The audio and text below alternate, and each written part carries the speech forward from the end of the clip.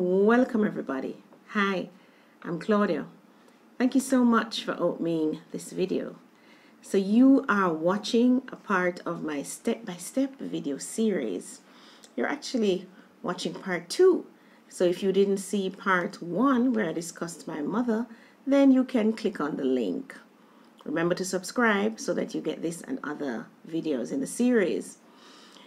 So remember, we're talking about step-by-step to anything, step-by-step, my journey, what I learned, step-by-step, how I got into real estate, step-by-step if you also want to buy real estate, step-by-step if you want some financial freedom, step-by-step if you just want to keep some money in your pocket. All right. So thank you for opening part 2. So in part 2, I discuss my father and what I learned from him. So one of the earliest memories I have of my father is him in his bar. He had a bar. This is in the community of Jonestown where we lived. So he had a bar on Price Street, I think it was. So I was born on Pencil Street, but he had a bar on Price Street. And I remember being in the bar. He had a jukebox. He used to give me money to play music in the jukebox, and I would dance. I used to love dancing. Not used to, I still do, you know. So if I ever said to you, let's go out, I'm either going to a stage show or a dance or a club, which I just love doing.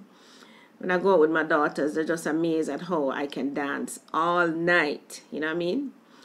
So my dad encouraged the dancing too, as well as my mom, right? Because I love to dance. So the jukebox was my thing. But not only that, I remember in the bar, he used to make change for the customers, and he would say, Claudia, make the change, make the change. But you know, he kind of taught me one thing. I could make the change in my head, just like him. He was not a book and pencil person. He never need to write down no money, nothing at all. So if him serve a glass of whiskey, a drink of rum, white rum, a flask of rum, a cigarette, anything, him could have just boom, boom, boom, boom, make the change in him head. And I guess he had also had a beef shop, so it was the same when he was in the beef shop. He could make the change quite easily. When I became an adult, I realized that my father also couldn't read and write. But for him, he could make the change because he was a businessman, right? Now, so that's one of the earliest things he taught me, to add, subtract, multiply, and divide in my head, right? Now, another thing I remember being at the bar was one day I was standing outside, you know, with some other kids. I mean, I hear like a sound, like a whistling sound, and a sting on my hand. And then the next thing I know, my father run and grab me up and carry me inside of the bar. And I cry about the sting, and him do and say, rah. But guess what was happening? The man them started fire gunshot. Of course, in the 70s in Jonestown, we had a lot of gun violence and people were trading bullets, quote unquote, literally. In the middle of the day, they would just start shooting. So apparently the bullet just zing past me. God is good. So the violence started, and we moved from Jonestown, moved to Trenchtown. Now, my mother was a laborite. She managed to get a house in Trenchtown. But guess what? My father was a socialist. Would you believe it? The man was a PNP. I don't even know that the union they work. One socialist and one laborite. Guess them say opposites attract, right? So that's what happened. So she used to take us to school and pick us up. But when we moved to Trenchtown, he was the one who had that responsibility. Now, he was supposed to pick us up in the evenings and take us home and then come back, which he does sometimes. Sometimes we stayed a little late until the bar was closed. Then we'd get home. What I remember too is a patty and supplement. We used to get patty and supplement every day. My brother and I look forward to it. We come to the bar, we know it's patty and supplement, right? Well, we live at Trenchtown and we're doing thing, and then one night gunmen came in. I told you that in my mother's story. So if you want to hear the story, click on the link and go back to the edition with my mother. The gunmen came in on us. Later on, I said, why did the gunmen came on to you? He said, because he was socialist and it was a laborite area. Them target him. Well, anyway, you hear the story. And we had to move, run, bolt, leave the house, go to Independence City. Because by the time of the curfews and the this and the that, and my mother decides, no, this ain't going to work for her and our children. So she get a house, she rent a house over Independence City, 2-bedroom. And I still remember the house. It was the first left turn when you turn into Independence City. And that's where we went. But we leave one violence for our next violence, people. Because my father now start with, and it's that being an adult, I know now that it's called domestic abuse. At that time, I had no clue what it was called. I just know that the man was terrorizing my mother, kick and box and thump and whatever. Because what was happening, he was coming in late. So we had to wait until the bar was closed. Remember now, this bar is in Jonestown, and we now live in Independence City, across the waters, as the people would put it, say across the causeway. Those of you my age group, you know, that's what we used to call it. We even met in an accident. My mother and myself coming in on the bus one day, even met in an accident on the causeway. And he was coming in late because by this time, he was having an affair with the barmaid. Well, that's what my mother called her, the barmaid. And she used to quarrel that he had to wait until the bar was closed before he took us home. And, you know, sometimes we didn't even make it home. We stayed at the barmaid's house, or we stayed at our aunt's house, who also lived in Jonestown. And they would wash our clothes, and then we would head back to school the next day. Now, you know, my mother was livid because she didn't have any phone. She never have no WhatsApp and all these things, the text message that she could reach out and say, hey, where are you? What up? Where are my children? Blah, blah. She had none of that. So by the time he came in, 1 o'clock at night, man, the woman livid. And I quarreled him or whatever. And I guess he saw the fighting and the whatever start. I know a lot of Jamaican women, I wouldn't say a lot. Some Jamaican women go through this kind of abuse. So you know what I'm talking about. Right? And then my mother, of course, she's cussing that she buy him car with her partner draw anymore. Because apparently, my mother was the one who started him off. He was a butcher. So she started him off in the beef shop and the bar. And car as well. And then she stopped working. She stopped doing her hairdressing. And he was supposed to maintain and support the household. But of course, now I guess the bar start make money and the beef shop start make money. And my drive car, him totally forget about us.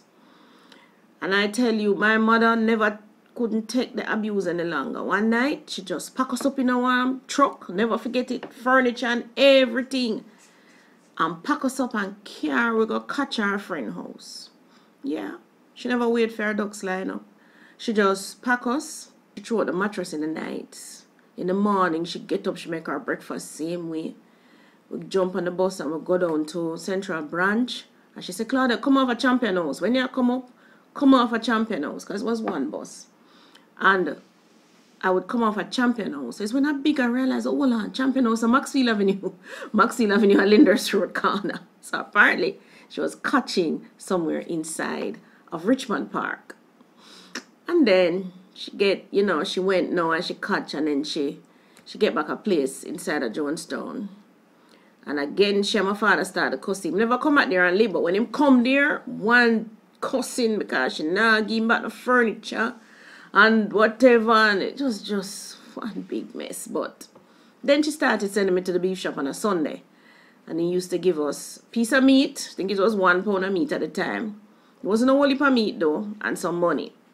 I know it wasn't a whole heap of meat, because when I got home, my mother quarreled the whole time. When you got time, I mean, that was just something I just never want to bear.